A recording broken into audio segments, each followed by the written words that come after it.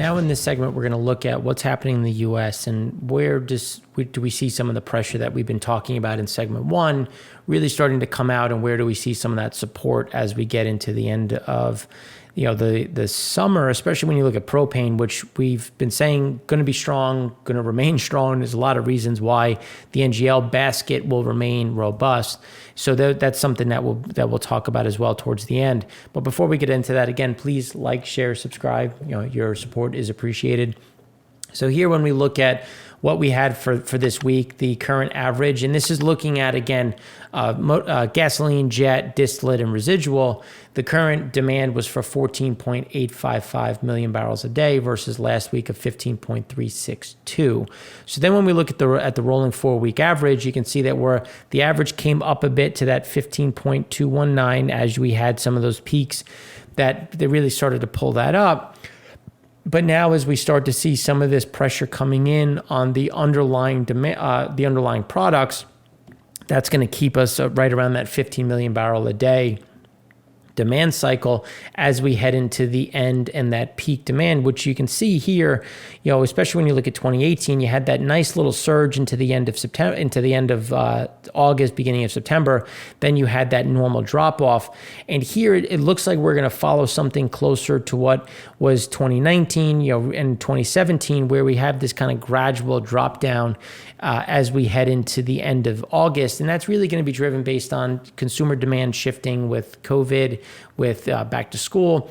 Instead of getting this last kind of little hurrah, we'll probably have a little bit more of a muted move into Labor Day, especially because people might want to avoid unnecessary exposures, just given where things sit right now.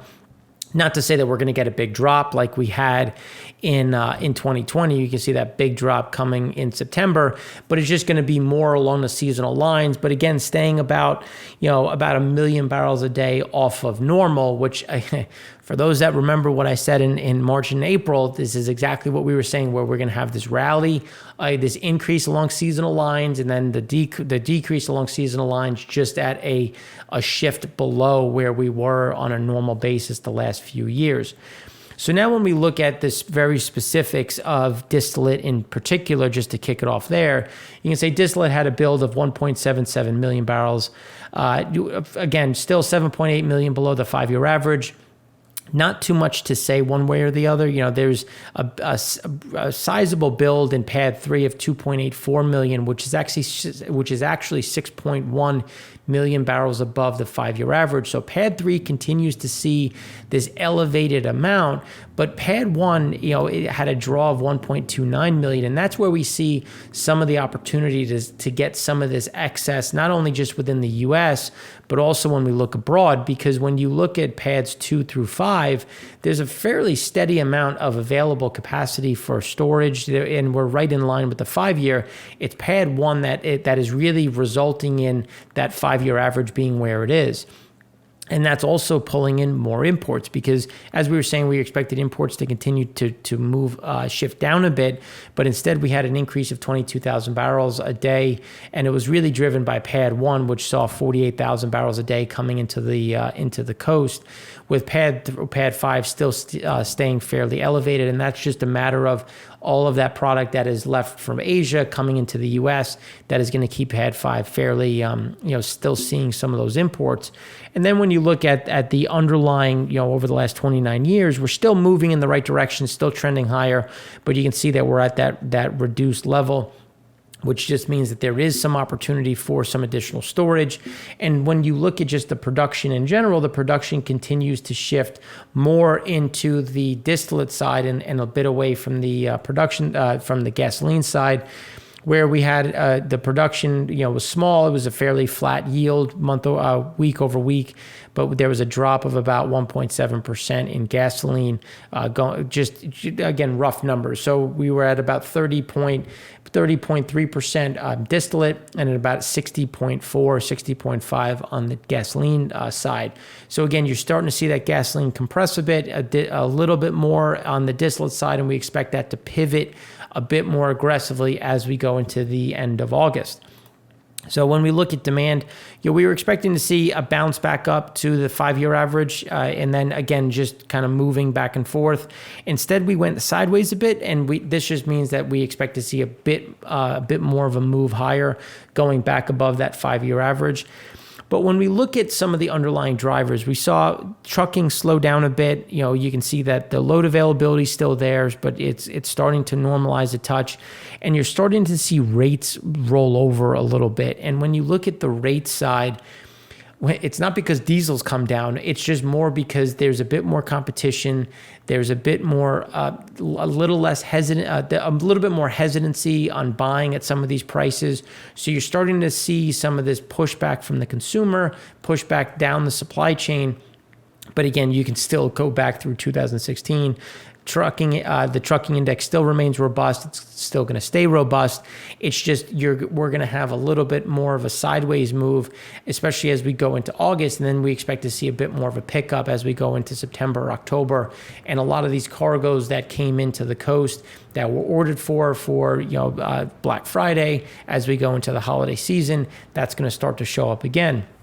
Now, one of the issues when we look at rail still remains labor. And one of the things that we've talked about a bit in our insights, but not as much on the show, is just the labor issues are also hitting the rail side.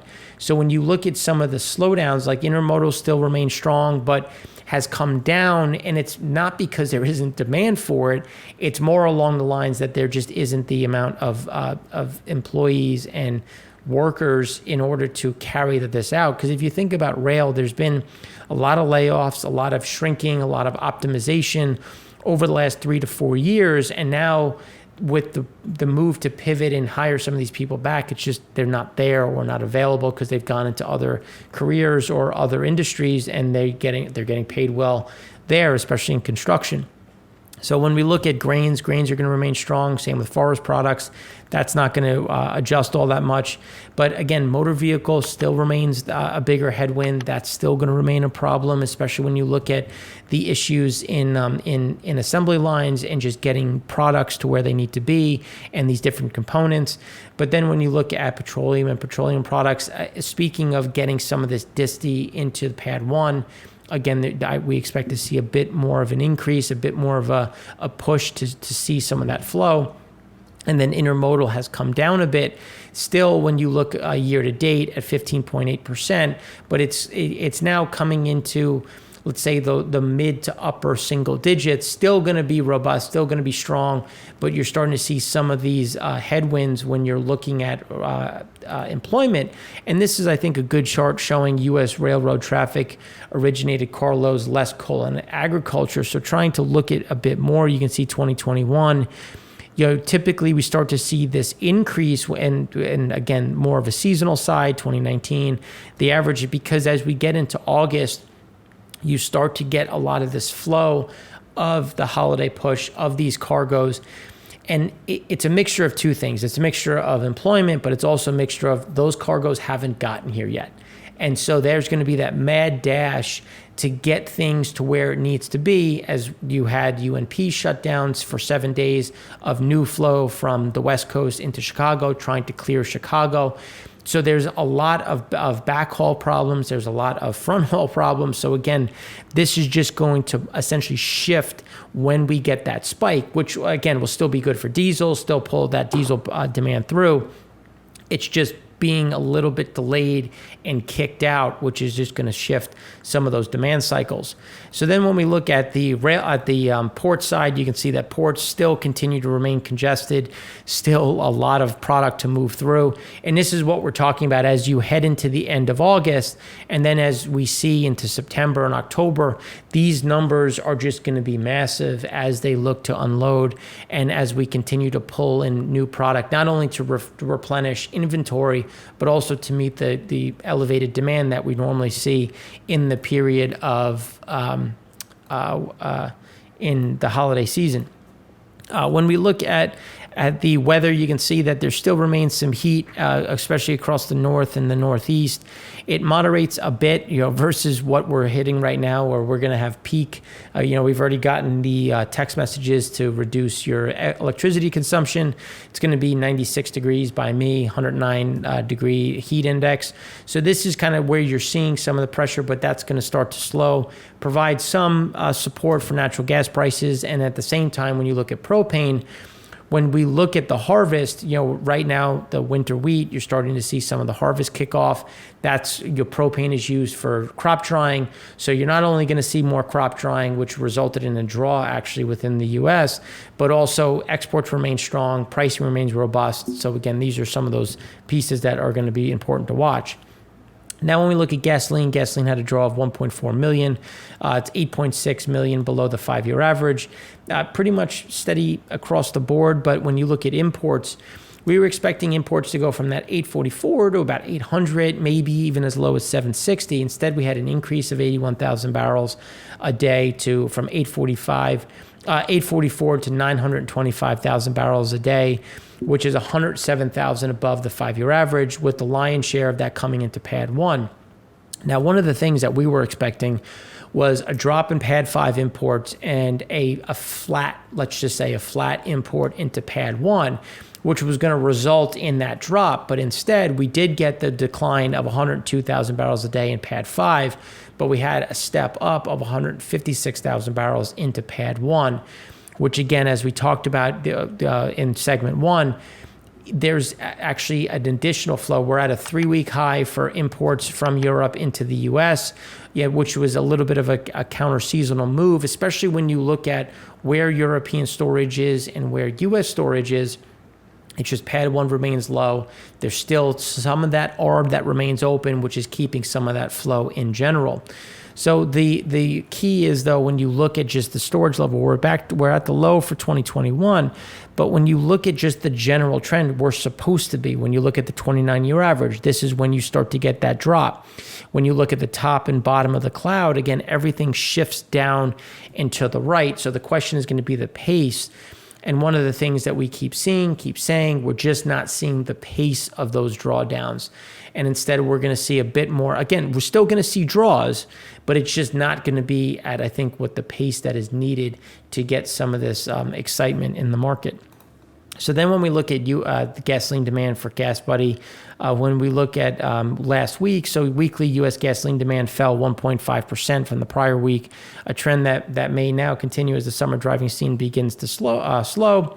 Monday, U.S. gasoline demand fell 1.2% from the prior Monday and was 1.1% higher than the average of the last 4. So you're starting to see, again, that moderation, not that we're going to get a huge collapse, but that moderation after seeing some of that peak, getting closer to, again, that 9.3 million, probably closer to 9.3 million at this point, and seeing some of that steadiness. And now, remember where the EIA came in. When you look at gasoline demand, gasoline demand was at 9.43. Descartes saw a drop of about 1% to 9.486 million in the week ending, which is the second consecutive drop. So again, you're starting to see some of that normalcy, some of that reduction. And typically it's about 100 to 200 to 300,000 barrels below what the EIA has. So again, some additional pressure to the downside when we look at some of the activity going forward. And some of that can be attributed to not only just obviously some of the COVID spread, but gasoline prices were up another penny on the national average. So we're now at $3.17 on a national level, with some of that, I think, going sideways at this point. And then when you look at diesel's at $3.36, essentially flat week over week. And that's where when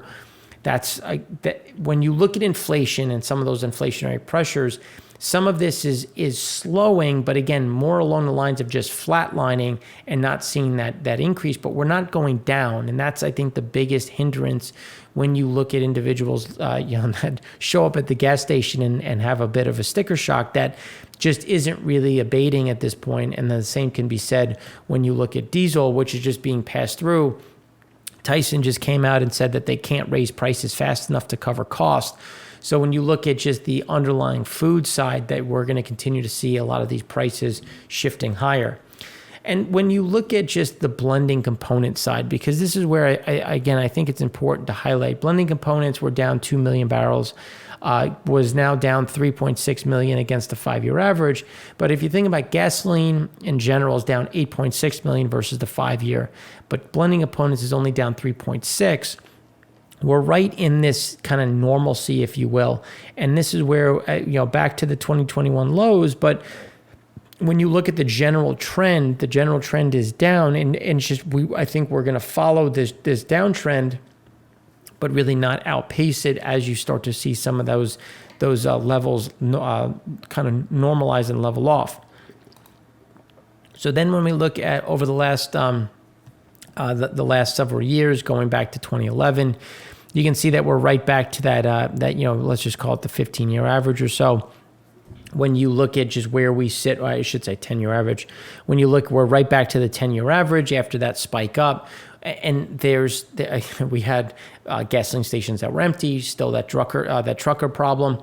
So just right back to that normalcy. And when we see we're back down below the 16, 17, 18, 19 levels, but there's going to be a little bit of a move down back to those previous lows, and it's going to be much closer to, let's call it, that 9.2, 9.3. So we're not going to see this big drop, but you're just going to see a bit more of a flat line before we get that one last spike for Labor Day, which again typically happens. It's just we don't think it'll be at the same level as it was, and it'll be something closer and something in between where 2020 was and where the other 3 years were, still moving at that sideways level. And here's where you're getting some of that adjustment. So when we look at transit schedules, you're starting to see a little bit of a slowdown. Workplaces, a little bit of a decline, a bit more work from home as Amex just kicked to the right, bringing people back. We're starting to see some of that slip out of September into October and November.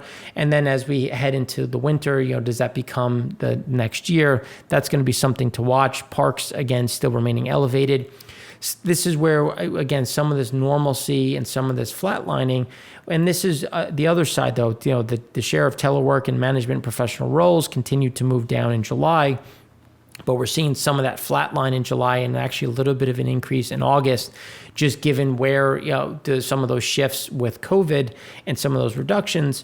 Here we still starting to roll over a bit on the seasonal side, but still remaining strong versus last year. Italy still remains robust. That's starting to come down a bit, but Italy is actually the bright spot when we look at Europe, and we'll talk about that in segment 4 of the Econ Show. But you're starting to see a little bit of that, again, that slowdown and things still remaining fairly flat. Not that we're slowing a lot, fairly flat as we go into the end of the summer months. So then when we look at propane had a draw of 640,000 barrels. We're now 13.6 million below the 5-year average. But one of the things we've been saying is that we were going to follow 17 and 18, and now we're below it. So now we're actually had a surprise draw, and surprise is relative because you can see that there was a draw in 18 here. So we're still tracking very closely to 17 and 18, but this is going to be an important one to watch, especially as we have the harvest starting to kick off. That'll accelerate into September and first week of October. But they'll taper in October, but you get the idea. And then, again, exports still remain strong, still robust, and that's going to be the support of keeping this storage fairly low. Now, when we look at the vaccine side, administering Japan has increased, but when we look at China, it has slowed. France, on a world level, still remains fairly elevated, but Germany, India, U.S., all seeing this pretty steady slowdown. And it's really just because we're getting to the end, and now a lot of these holdouts are people that just don't want to get it, already had COVID, don't see the need, and you're starting to see some of those shifts as we get to that 50% mark. So you can see Germany when you look at Germany, Italy, France, Spain, if you remember, they started out much slower, and now they're above us in terms of where the share of fully vaccinated individuals are, because we've essentially flatlined at about 50%. And just given, the first dose and for people getting the second, we're still going to remain below them and start to slow down and even probably stop as we get towards that 61% level. So this is just going to be something to consider as we look at some of the different shifts and adjustments in COVID. Then when we look at jet fuel demand, you can see that jet had a draw of 400,000 barrels, still 2.1 million above the 5-year average. But as we were saying here, we expected to see a drop to these two low points in the end of June and the middle of July. Instead, we actually came below that. And the reason why we were elevated for too long. Like we should have had this spike up and then come back down. Instead, we just went sideways last week, so that this extra move down is too much, and that's why we'll get that bounce back. But we are seeing slowdowns along those seasonal norms that we keep talking about on the airline side. So when we look at airlines, flight departures, so the average number of departures per day declined 5.5% week on week at the airports tracked. And you can see the U.S. Still down but flat. When you look at the Americas, Europe has continued to come up and now get closer to where we are. Asia Pacific had a big drop down. Obviously, a lot of that is China, but we've also had that the restrictions have been in place and remain in place in Southeast Asian nations, where we've had the rest of the world start to creep up a bit. But then when we look forward, so globally, the passenger flight schedule for the 11 weeks ahead declined again 2.1% since last week. APAC cut 11.1% of the flights scheduled compared to this time last week. In barrel terms, it's about 170,000 barrels per day less jet fuel that will be consumed, with obviously China leading those cuts.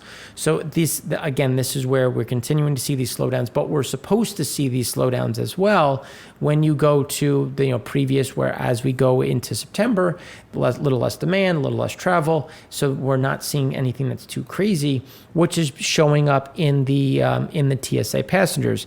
And as we were saying last week and the last few weeks, as we started to crest in June, that July floor is that last kind of push, and then we expect to see lower highs and lower lows, and you're seeing how it's continuing in that track, same way that it was with 2019, where you're still going to get that movement down, but it's going to be trending in that downward projection and coming and really flatlining as we go into September, again, just at that reduced level of about 500,000 people per day. Then when we look at open table, you can see that restaurants had a little bit of a slowdown. We still hold to the weekend, where the weekend you're going to see, essentially now instead of seeing plus 5%, we'll probably just see negative 3% to 0%, just because Australia's tightened up a bit. Things have slowed in some of the other regions, again, coming back to COVID. And then during the week, you're going to still be that 10% to 15% below normal. So getting close. And as we keep talking about, weekends will still remain robust versus weekdays, where weekdays but will offset some of that weekend growth. So now that we've talked about the U.S. in particular, we want to go abroad and do a bit more of a deep dive on U.S. exports. Where do we expect them to be, and what are some of the demand levels that we're seeing in the rest of the world?